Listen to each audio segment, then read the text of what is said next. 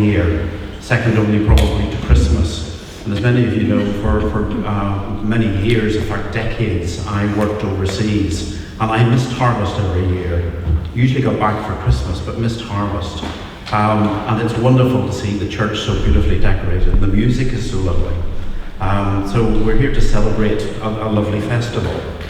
Chris alluded last week to that we often choose poems for our readings, and I've chosen a poem for today. I apologise for its slightly Anglican bent, but then we're a broad church, so we can cope with different faiths and beliefs. So, Diary of a Church Mouse by John Betjeman. Here among long discarded cassocks, damp stools and half-split open hassocks, here where the vicar never looks, I nibble through old service books. Lean and alone I spend my days behind this Church of England vase. I share my dark forgotten room with 2 oil lamps and half a broom.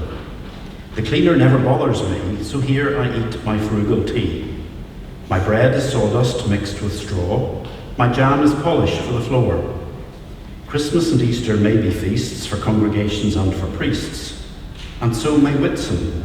All the same, they do not fill my meagre frame.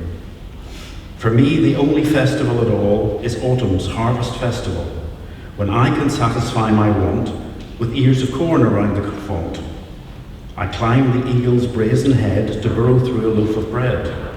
I scramble up the pulpit stair and gnaw the marrows hanging there. It is enjoyable to taste these items ere they go to waste, but how annoying when one finds that other mice with pagan minds come into church my food to share, who have no proper business there. 2 field mice who have no desire to be baptized invade the choir. A large and most unfriendly rat comes in to see what we are at. He says he thinks there is no God, and yet he comes. It's rather odd. This year he stole a sheaf of wheat. It screened our special preacher's seat. And prosperous mice from fields away come in to hear our organ play, and under cover of its notes, ate through the altar's sheaf of oats.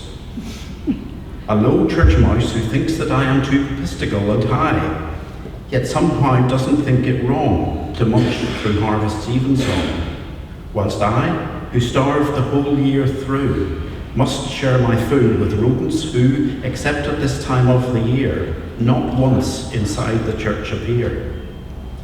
Within the human world I know, such goings-on could not be so, for human beings only do what their religion tells them to. They read the Bible every day, and always, night and morning, pray, and just like me, the good church mouse, worship each week in God's own house.